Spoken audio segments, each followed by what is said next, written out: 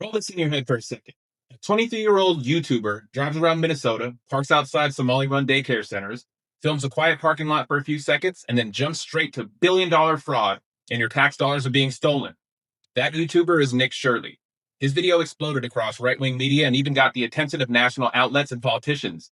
In this video, we're going to walk through what he actually did and what he got wrong, and why his story starts to fall apart the second you check facts. First, who is this guy? Nick Shirley is a 23-year-old conservative YouTuber who calls himself an independent journalist. Hello, we'd like to ask where the money's going. What do you guys think about the fraud that's taking place here in Minnesota? Sorry. I don't think anybody is enabling fraud to happen. Hold Governor Walz accountable for this. What was this money spent on? 1.26 million. What was that money spent on? There aren't any kids. Answer the question. Are there children? There's no children inside this building. Potentially the largest fraud scandal in U.S. history is taking place in Minnesota, as literally billions of dollars have been funneled through Somali-ran fraudulent businesses. He blew up off this Minnesota daycare video, but this isn't the first rodeo with sensational content. Nick Shirley came to Ukraine and made this video.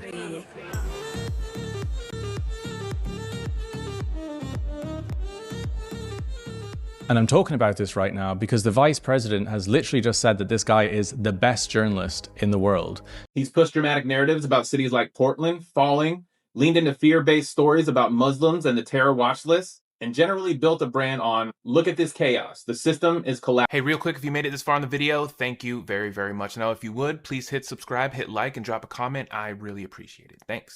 $336. This next one is literally one block away, and this one's also generated nearly $3 million in the past 3 years. Let's see if there's any children. Let's see if any of the buildings are open.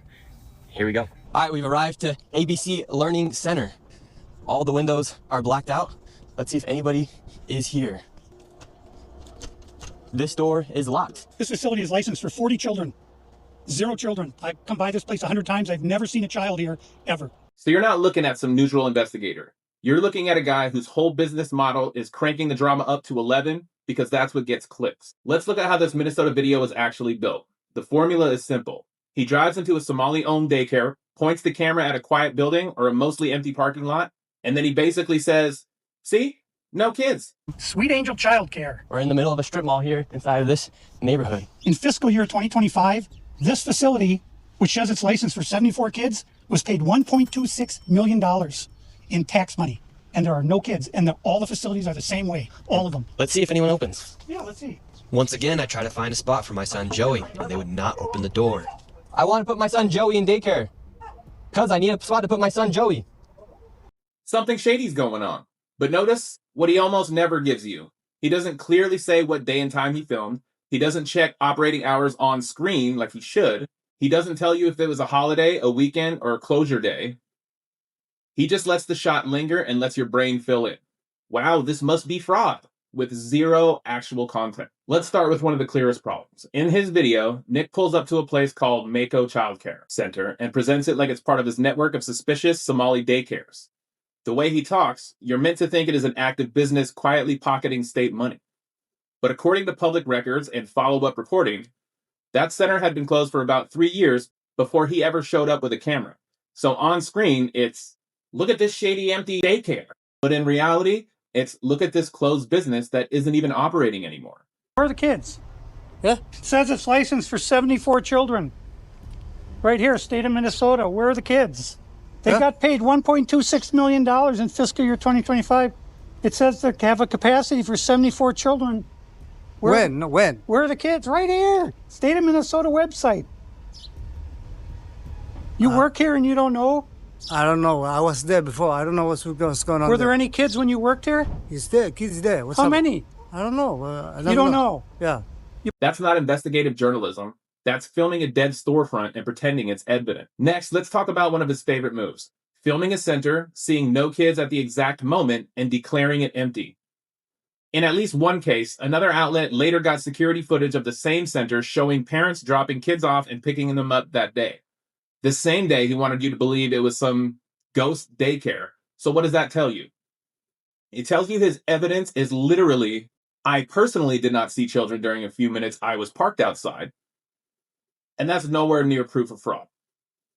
That is proof that he filmed at a time window that did not capture drop-off. That's it.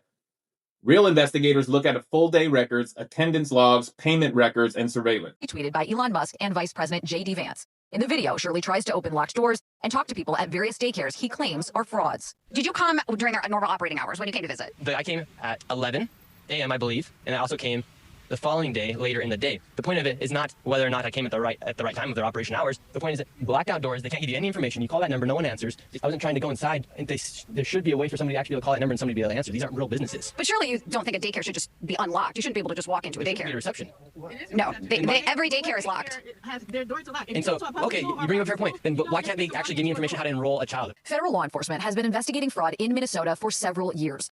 He looks at one quiet moment and calls it a scandal. Here's where his narrative really runs into a wall. Actual investigations. Minnesota officials inspected at least one of the daycares he flagged and found no evidence of fraud. Other reporting dug into his examples and found cases where centers were either closed, operating legitimately, or simply not doing what he implied. You also had major outlets point out this video blurred together totally different programs, numbers, and timeframes to make it sound like there was this single cohesive billion-dollar Somali daycare heist. Fraud in public programs is real, and Minnesota has had big cases, like Feeding Our Future. But that doesn't magically make every quiet parking lot a crime scene. How does he handle being called out? Watch how he reacts when he's confronted with this stuff. When reporters show him footage and records that contradict his no kids claim. Federal law enforcement hasn't done enough. I mean, they would say, look, these fraud cases have been going on, but they've already done like 80 indictments. The cases have been going on, for years. And why did I show up one day in Minnesota and go to all these daycares, no children, they're receiving millions of dollars, we uncovered nearly $110 million in fraud in one day. How do you know that all the allegations that you're making are true? How do I know that they're true? Well, we showed you guys what was happening, and then you guys can go ahead and make your own analysis. We're coming, so we can make our own analysis. Are you 100% sure you're true? Yeah, I am 100% sure I'm true. CNN is looking into Shirley's claims. Hi, my name's Whitney Wild. I'm a correspondent for CNN. We reached out to several of the daycares featured in the now viral video. Only one daycare facility answered and said they are a legitimate business. Have you seen the videos, purporting that some of these daycares don't have kids inside? Minnesota Republicans say, despite the new focus from the Trump administration, they have been sounding the alarm on fraud for... He doesn't say, okay, I got that wrong.